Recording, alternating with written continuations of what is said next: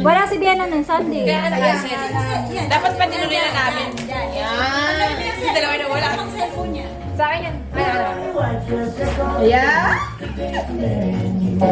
Kami una.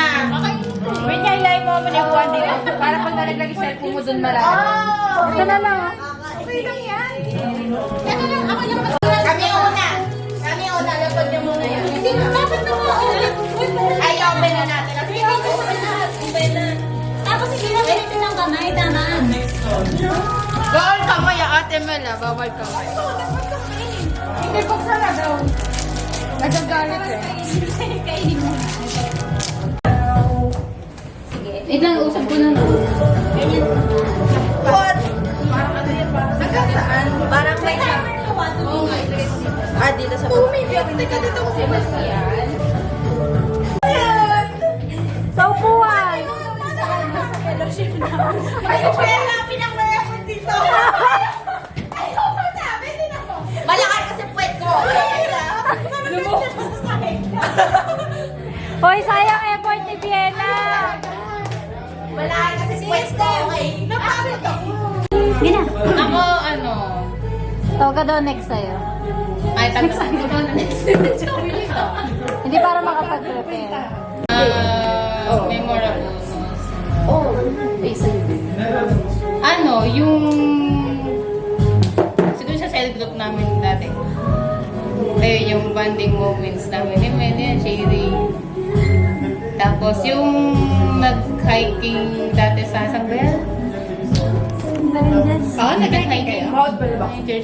Balagbag. Oo. Yun yung sasabi sa San Jose. Ayun. Ayun yung akin. Most memorable. Sino sunod? Ang message mo? Ang message ko? Ano? Yun nga na, yun na, papasok ka sa bagong journey. Yun. Love pa rin namin. Ayun, thank you din kasi, nandyan ka na sa amin as our leader. Hindi lang basta leader eh. Parang kapatid na din. Spiritual sisters. Ako next. Ako yung most memorable ko kay Ate Mel, yung unang video call namin. Tapos, iyak. Akala ko, hindi ko na-expect na umiiyak na siya noon. Akala ko nahihiya siya. Kasi nasa, office. Akala ko nahihiya siya dun sa, dahil may ibang tao. Sabi niya, wait lang. Ganun siya ng ganun. Yun, tapos, yun talaga yung most memorable. Tapos ang message ko is, thank you kasi naging part ka ng life ko and then naging part din ako ng life mo. Tapos, ayan, meron, papunta ka na sa next chapter ng buhay mo na kung saan sana part pa rin kami, magkakasama pa rin tayo, ganyan. Parang masasaksihan natin yung isa't isa na tumanda, magkaanak, magka-boyfriend, magka-girlfriend, or ma-heartbroken, ganyan.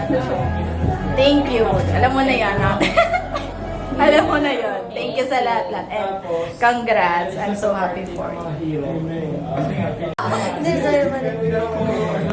Kahit walang masyadong like times na nagkakausap tayo, na I still remember your face sa church, ganun. Natatandaan ko pa rin kita. And yung message ko is parang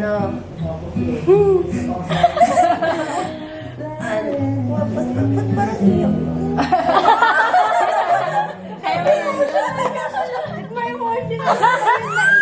Yung emotion ni Angelic ganito. Asaya lang natin kanina, girl. Uy, okay ba kayo dito kanina? Tagal kasi. Yung message ko po sa inyo, like, good luck po sa next chapter ng buhay nyo and God bless po. And sana lahat ay magaling lang maganda lang po yung kalabasan. Thank you. Ako na. Ang best memory ko po kay Ate Mel is naging ko po siya teacher sa Sunday school kasi wala diba? Wala Hindi mo ka na naalala. Kaya pala sineri pa kanina. Kaya pala kinonfirm ko. Ayun nga po, naging teacher ko nga po siya. Then, Ako best memory ko sa'yo. wala. Ayun nga po yung nagsasabi niya. Nakalunok siya ng ano. Ayun. 5 piso. Oo, dati. Oo. 5 piso lang sila na. Ginawa ko po kasi yung kay Willie, yung biscuit dito. Hindi ko rin po alam kung bakit. Ayun nga po. So, yung ang best memory ko po, yung naging teacher ko siya, and pag nag-open po ako about sa mga problem ko, and pagka nagkakabanding po kami noon dati sa cell group namin nung wala pa po masyadong youths na babae. And ang message ko lang po sa inyo. Chart.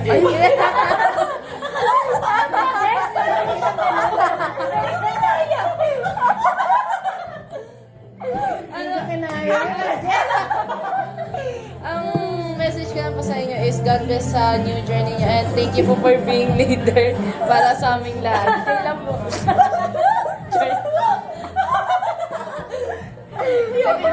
Okay na po. Ay, ka na daw.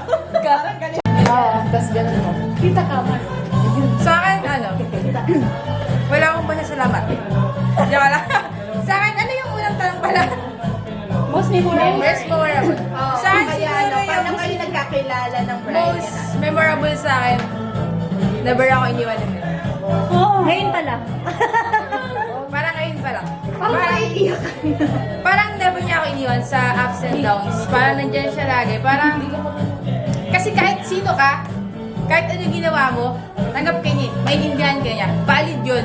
Parang, parang sa lahat ng response mo, parang, naiintindihan ka niya. Kahit di mo na naiintindihan yung pangyayari.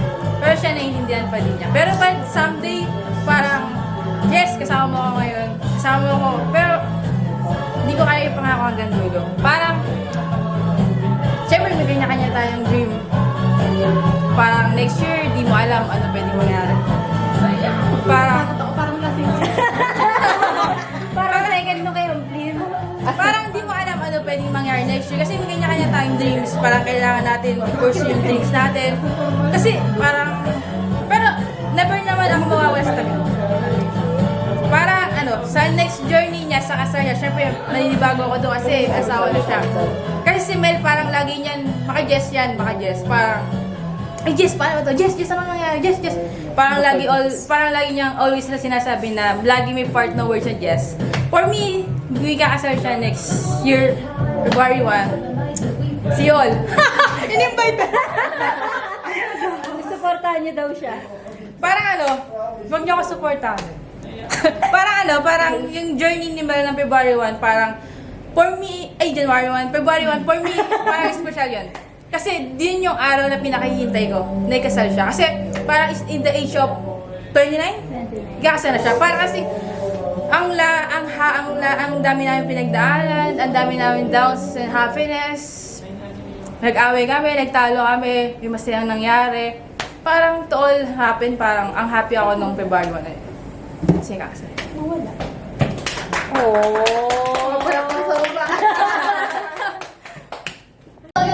Nung Friday kasi nag-video call kami 'di ba sa live group. Tapos biglang nag-lag, as in sabay-sabay. Akala ko ako lang. Ayan. Sa bawat pala, account. Wala ka ba Facebook pa? Meron po. Or di siya nag-join sa cell group, Di ka nag-join? Pwede. Bakit? Hindi ko nga po alam yung schedule eh. Hindi ka chinat ni Princess.